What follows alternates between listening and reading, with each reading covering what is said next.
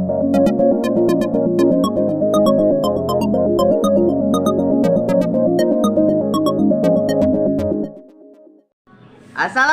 warahmatullahi wabarakatuh. Halo everyone, selamat datang di YouTube channel Cakap Olahraga. Apa kabar kalian semuanya? Pasti sehatnya. Nah, hari ini kita akan bahas tentang olahraga sepak bola yang meliputi peraturan dan juga lapangan sepak bola.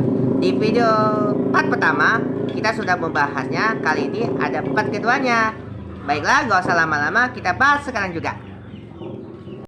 Nah, pada video sebelumnya kita sudah membahas tentang lapangan, waktu bermain, pelanggaran, offside, onside, hukuman, serta pakaian. Di video part kedua ini kita akan membahas tentang teknologi, posisi, nomor punggung, bola yang digunakan, wasit, dan supporter. Marilah, gak usah lama-lama, kita bahas satu persatu. Selanjutnya, teknologi. Sepak bola saat ini merupakan olahraga yang paling populer dengan perkembangan teknologi yang sangat pesat. Sepak bola juga tidak luput dari dampak semakin canggihnya teknologi yang ada. Teknologi dapat membantu pengembangan para pemain sampai membantu wasit dalam mengambil keputusan. Sudah banyak teknologi yang diterapkan oleh FIFA dalam dunia sepak bola. Penasaran kalian mau tahu tentang teknologi apa saja yang digunakan dalam permainan sepak bola? Yuk kita jelaskan ya. Oke, kita lanjut. Yang pertama, goal line technology. Goal line technology merupakan teknologi yang membantu wasit dalam menentukan apakah bola sudah melewati garis gawang atau belum. Ini merupakan inovasi yang sangat bagus karena sering terjadi kemelut di depan gawang yang membuat wasit kesulitan membuat keputusan dalam waktu yang singkat. Cara kerja dari teknologi ini adalah dengan menempatkan 7 kamera yang diletakkan pada atap stadion dengan mengarah ke gawang. Kamera tersebut akan mengirimkan sinyal jika bola sudah melewati garis gawang. Dengan adanya teknologi ini, sudah banyak membantu wasit jika terdapat sapuan yang tepat berada di garis gawang. Kedua, Video Assistant Referee atau VAR. Video Assistant Referee atau VAR merupakan teknologi terbaru yang diterapkan oleh FIFA. Fungsinya adalah untuk mengkaji insiden-insiden yang mungkin terlewat oleh wasit utama. Dalam ruangan VAR biasanya terdapat 4 wasit yang mengoperasikannya. Teknologi VAR diperkenalkan pada saat Piala Dunia tahun 2018 yang berlangsung di negara Rusia. Semenjak itulah teknologi VAR dipergunakan oleh liga domestik di berbagai negara di dunia. Yang ketiga, Amy Cook Soccer. Tidak hanya membantu di lapangan dalam pengambilan keputusan wasit, teknologi juga dapat membantu perkembangan pemain. Salah satu contohnya adalah Amy Cook Soccer yang diproduksi oleh perusahaan asal dari Jerman yaitu Adidas. Teknologi ini pertama kali dipakai oleh abang kambing kita yaitu Lionel Messi. Amy Cook Soccer merupakan aplikasi yang dapat mengakses chip yang ditempatkan di dalam sepatu kalian. Aplikasi tersebut dapat memuat data dari aktivitas pemain mulai dari jarak lari, kecepatan lari, serta data-data lainnya. Gunanya agar kalian tahu seberapa sih kemampuan kalian dalam pertandingan sepak bolanya. Yang keempat, Football Notes. Untuk perkembangan pemain, teknologi juga sudah diterapkan dalam sesi latihan pemain. Salah satunya adalah teknologi yang bernama Football Note yang digunakan oleh salah satu klub raksasa Bundesliga atau rivalnya Bayern Munchen sih, namanya Borussia Dortmund. Teknologi ini berbentuk ruangan 14 x 14 meter yang terdiri dari 72 panel. Para pemain akan berdiri di tengah ruangan tersebut. Kalian akan menerima serta mengoper bola yang akan keluar dari setiap panel. Kelima, Electronic Performance and Tracking System atau EPTS. Keuntungan adanya teknologi yang masuk dalam dunia sepak bola tidak hanya dirasakan oleh wasit dan pemain saja, tetapi pelatih pun ikut kecipratan keuntungan tersebut. Electronic Performance atau tracking system, entah semana namanya itu, merupakan teknologi yang dapat menjadi acuan pelatih dalam merancang strategi. Dalam penerapannya, para pemain harus memakai rompi khusus yang dilengkapi oleh sensor. Selama pertandingan berjalan, sensor akan mengirimkan data secara real-time atau secara berkala. Melalui aplikasi, selain dari sensor, data tersebut diambil langsung dari 356 kamera. Oh mak, banyak banget sih yang tersebar di stadion. Hasilnya, dari tangkapan kamera tersebut akan diolah. Akan tersaji dalam bentuk grafik yang sangat akurat serta lengkap. Widih, kayak mau menyajikan hidangan nih. Keenam, GPS Sports Fast.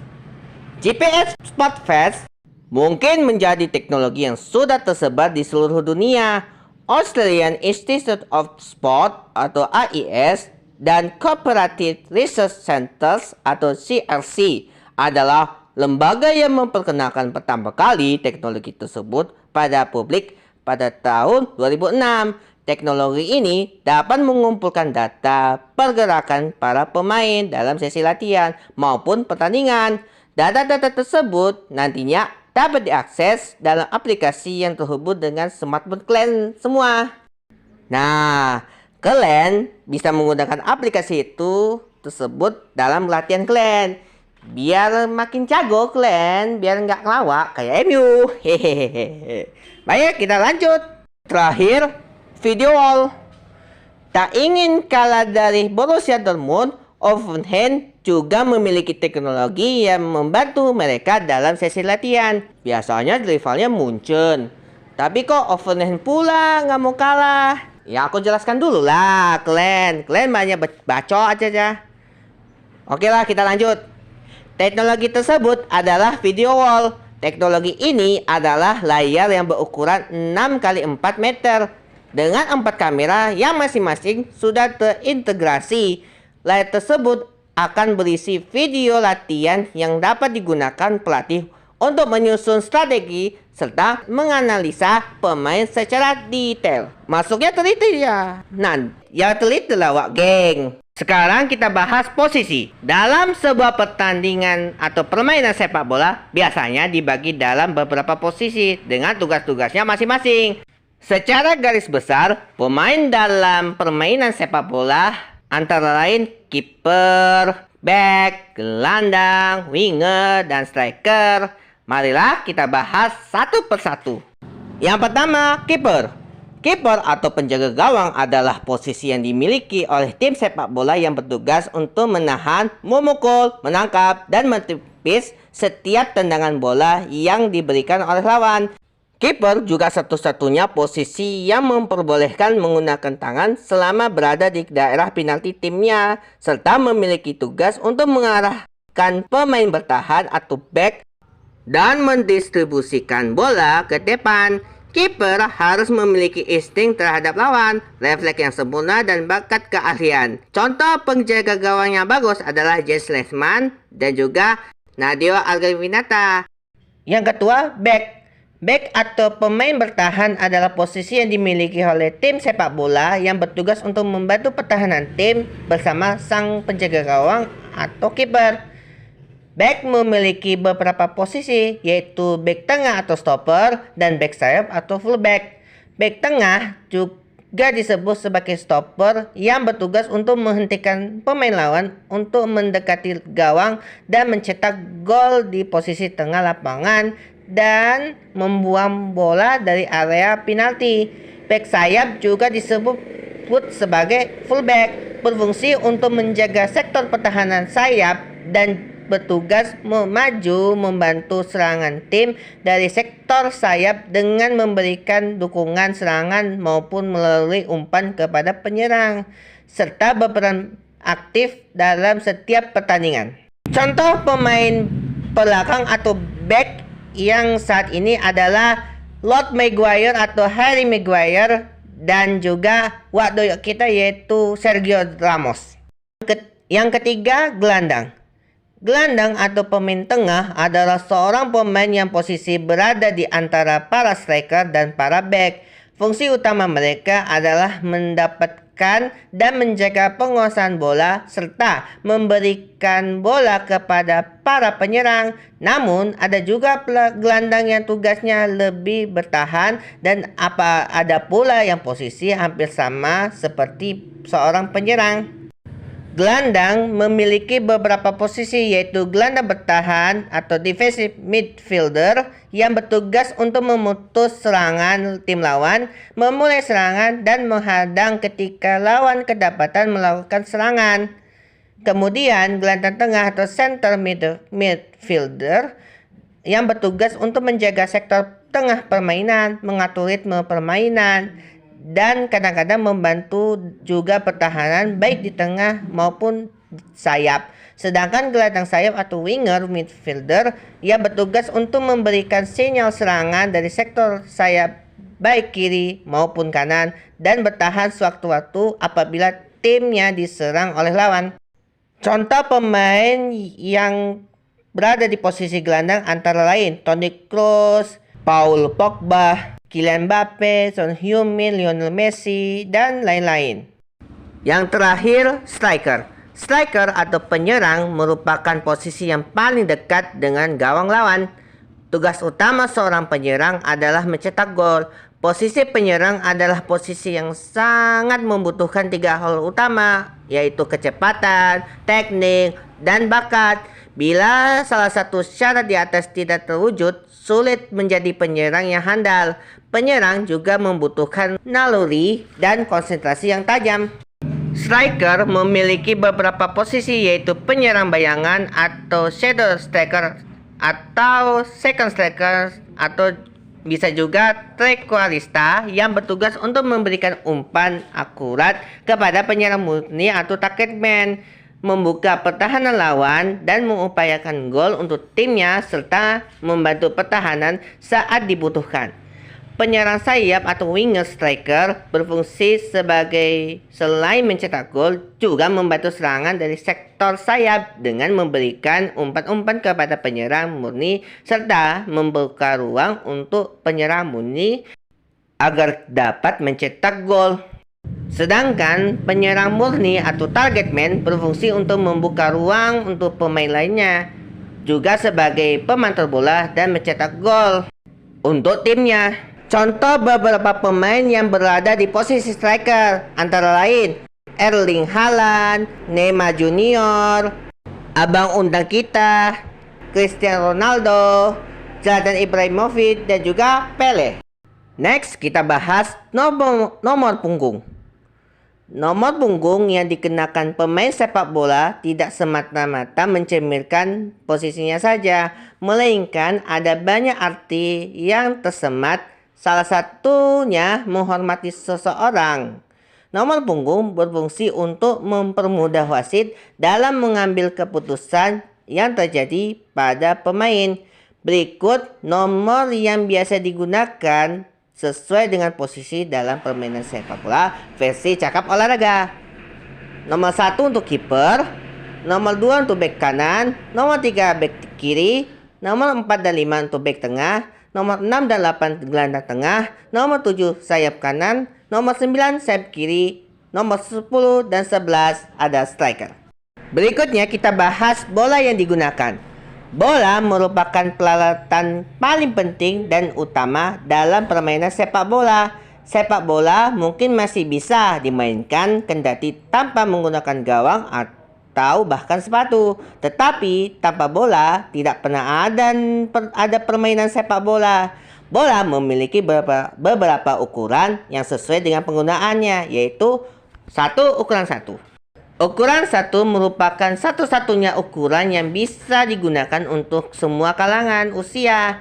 Pasalnya, tujuan adanya bola 1 adalah untuk meningkatkan keterampilan footwork atau gerak kaki dengan cara mengontrol bola dengan baik dan benar. Bola ini berdiameter 46 sampai dengan 51 cm. Kedua, ukuran 3 atau U8. Ukuran 3 diperuntukkan bagi pemain berusia di bawah 8 tahun atau masuk dalam kategori junior. Bola nomor 3 memiliki diameter 58,5 hingga 61 cm. Berat bola ukuran ini adalah 0,31 hingga 0,33 kg. Ketiga, ukuran 4 untuk U12. Ukuran 4 berdiameter 63,5 hingga 66 cm, memiliki berat sekitar 0,33 hingga 0,36 kg. Dengan ukuran tersebut, bola nomor 4 cocok untuk kategori usia 8 sampai dengan 12 tahun. Yang terakhir, ukuran 5 atau senior. Ukuran 5 merupakan bola yang biasa dipakai untuk profesional atau orang dewasa. Ukuran bola yang digunakan oleh pertandingan sepak bola yang berusia 12 tahun ke atas yaitu 0,5.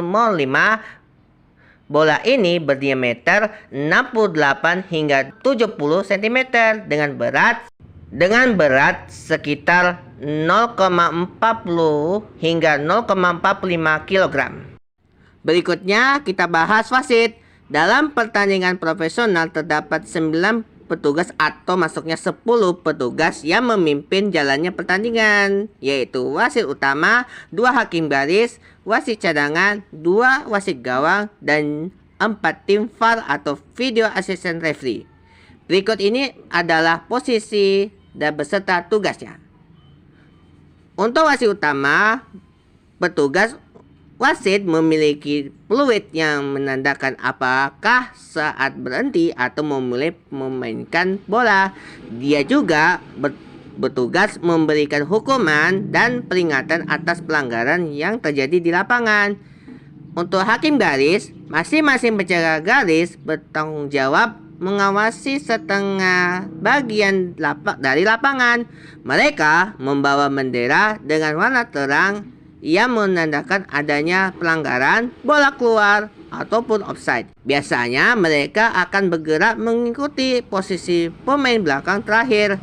Untuk wasit cadangan memiliki tugas untuk mencatat semua waktu yang sempat terhenti selama pertandingan berlangsung dan memberikan info mengenai tambahan waktu di akhir setiap babak.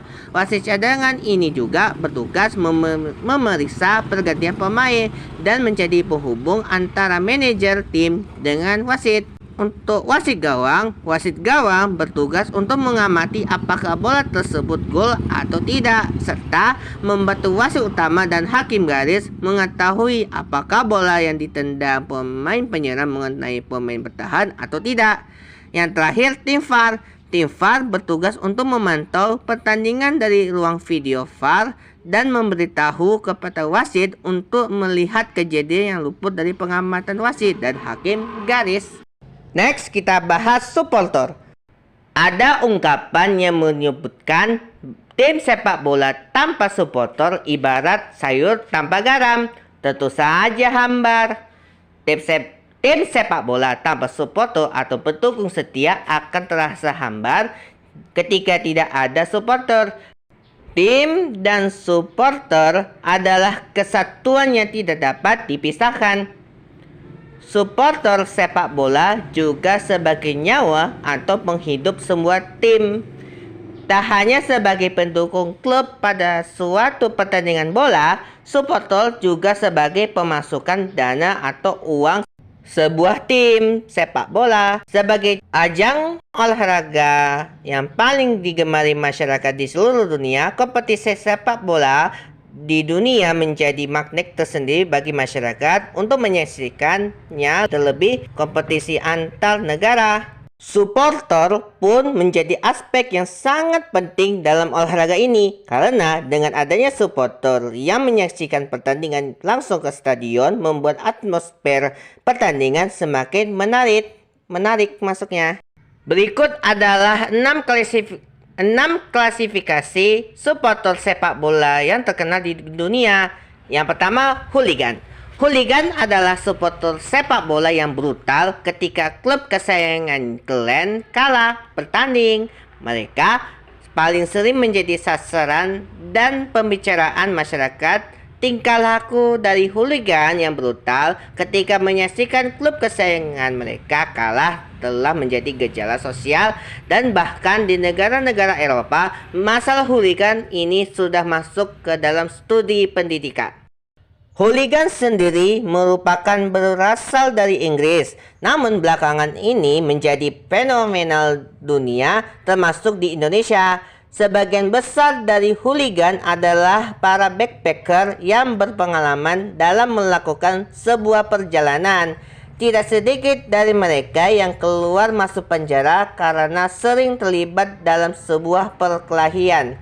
Hooligan memiliki ciri cara menggunakan pakaian yang sama dengan klub kesayangan mereka agar tidak terdeteksi kehadirannya oleh aparat. Meski demikian, keunggulan dari hooligan ini, mereka paling anti menggunakan senjata dalam sebuah perkelahian atau pertumbukan. Menurut mereka, itu hanyalah sebuah cara yang dilakukan oleh orang yang pengecut atau yang suka berondok, dan juga senang kali mengkompor-kompori kelompok lain atau main belakang. Yang kedua, the VIP. Sesuai namanya, supporter jenis ini adalah mereka yang duduk di kursi VIP.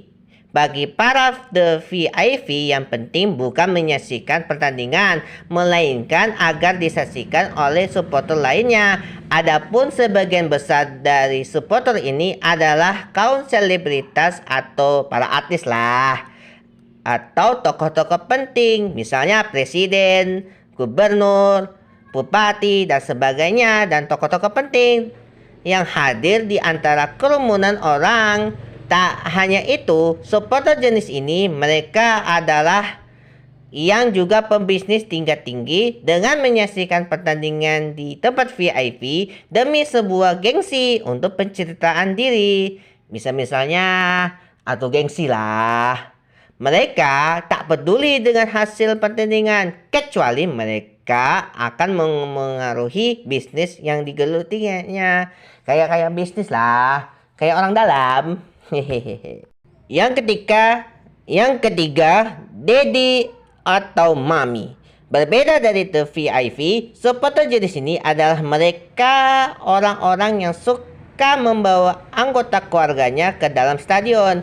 Bagi mereka, menyaksikan pertandingan sepak bola dalam stadion merupakan sebuah hiburan rekreasi keluarga. Biasanya, klasifikasi supporter ini hadir ke stadion ketika tiket pertandingan tidak terlalu mahal lah, atau tidak menghambur-hamburkan duit lah, maksud saya. Seperti datang saat babak penyisihan. Sebagian besar mereka ini adalah karyawan yang bekerja secara profesional yang gemar terhadap sepak bola. Namun tidak terlalu fanatik atau seheboh, dan letak duduk mereka di stadion pun biasanya jauh daripada hooligan. Yang keempat, Christmas tree.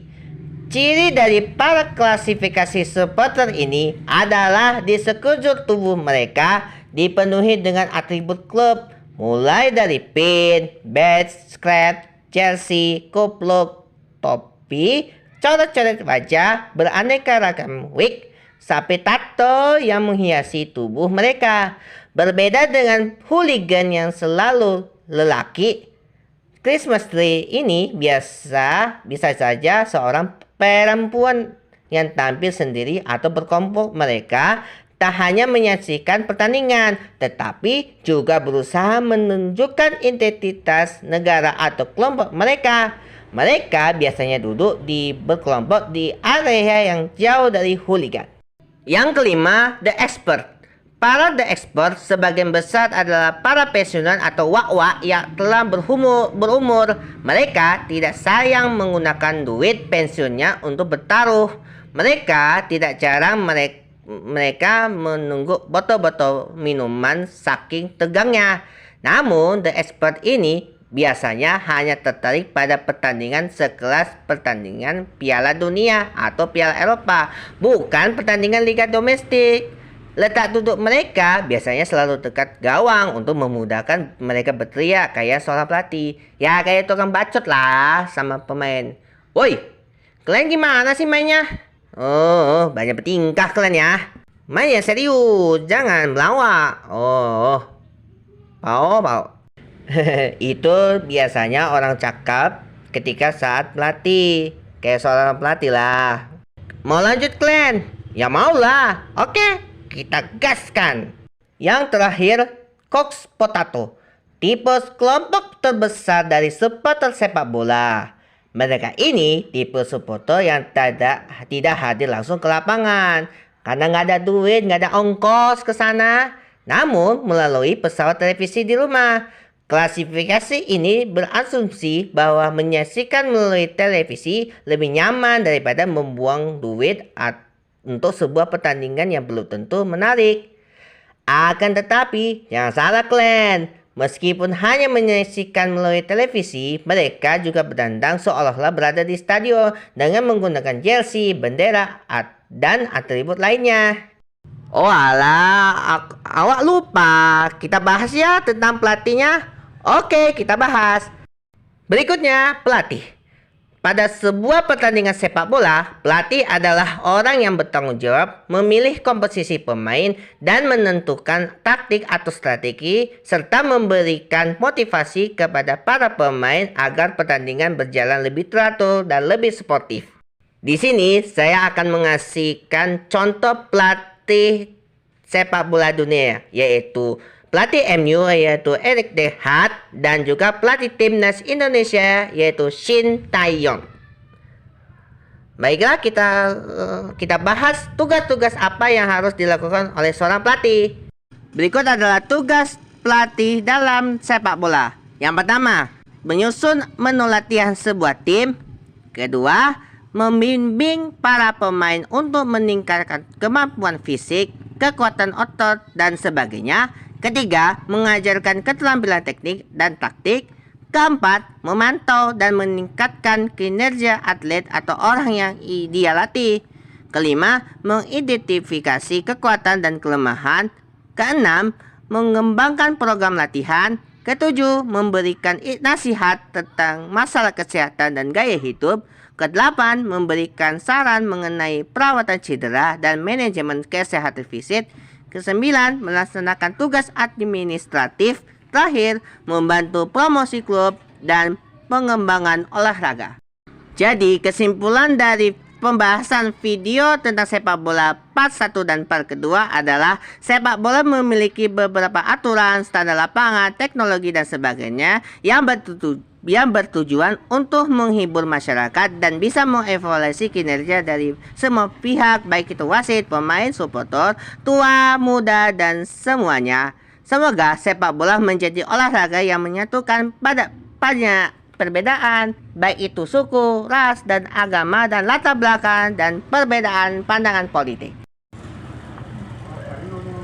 Demikianlah video yang saya sampaikan. Semoga bisa mendapatkan manfaat dari video part pertama dan hingga part kedua. Semoga video tersebut bisa menambah wawasan bagi kita semua. Jangan lupa like, comment, and share, serta subscribe ke tongkrongan kalian agar bisa bahas olahraga di sini. Sebelumnya saya mengucapkan selamat Hari Raya Idul Fitri 1444 Hijriah. Mohon maaf lahir dan batin. Kalau bila ada kata-kata saya yang tidak menyenangkan atau menyinggung perasaan kalian, mohon dimaafkan ya. Oke. Wassalamualaikum warahmatullahi wabarakatuh.